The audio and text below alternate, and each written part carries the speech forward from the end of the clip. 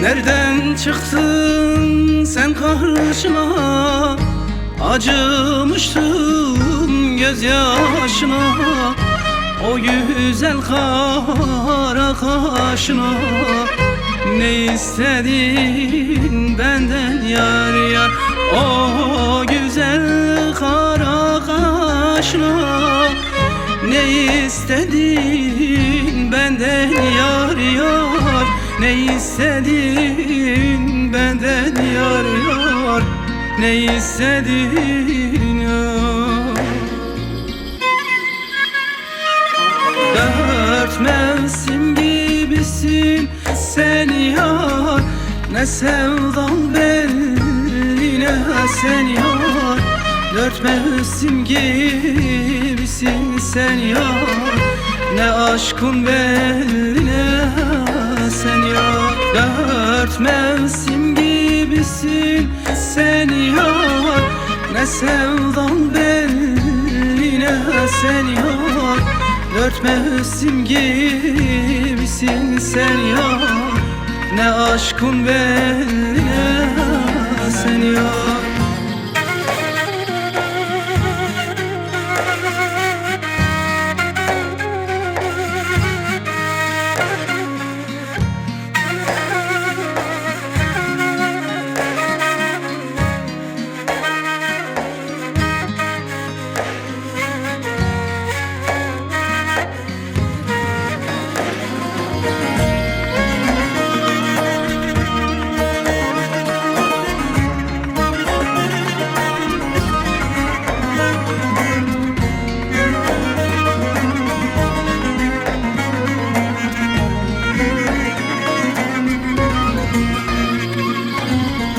Yar dedim yalan oldu, yüreğime verem oldu. Yar dedim yalan oldu, yüreğime verem oldu. Ben neydeyim şu kadere, yar başıma bela oldum. Yar başıma belam oldu. Dört mevsim gibisin sen yar, ne sevdan belli ne sen yar. Dört mevsim gibisin sen yar, ne aşkın belli ne sen yar. Dört mevsim gibisin sen yar, ne sevdan belli ne sen yar. Dört mevsim gibisin sen yar, ne aşkın belli ne sen yar.